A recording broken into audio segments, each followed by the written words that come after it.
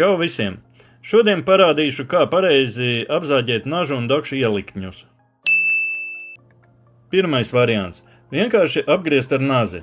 Variants nav slikts, bet bieži nazes aizpeld netaisni un attiecīga līnija ir šķība, ko pēc tam nākas ilgi labot.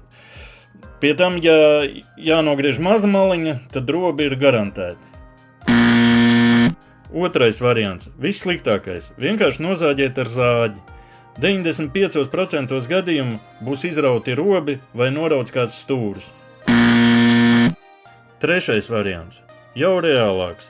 Zaģējums būs taisns, bet šādā veidā zaģējot, ja dakšu karošu ieliknis būs no glancētās plasmasas, tad gandrīz vienmēr tas saskrāpēsies augšpusē. Tāpēc šo variantu nevienmēr var izmantot. Un ceturtais pareizais variants.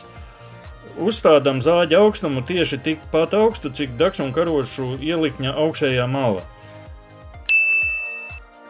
Pie tam zāģēt vajadzēs vairākas reizes, jo ar pirmo reizi zāģis cauri visam plasmasas biezumam neizies.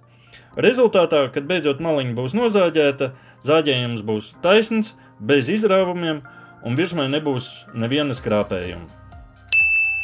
Atceries, viss ir tavās rokās.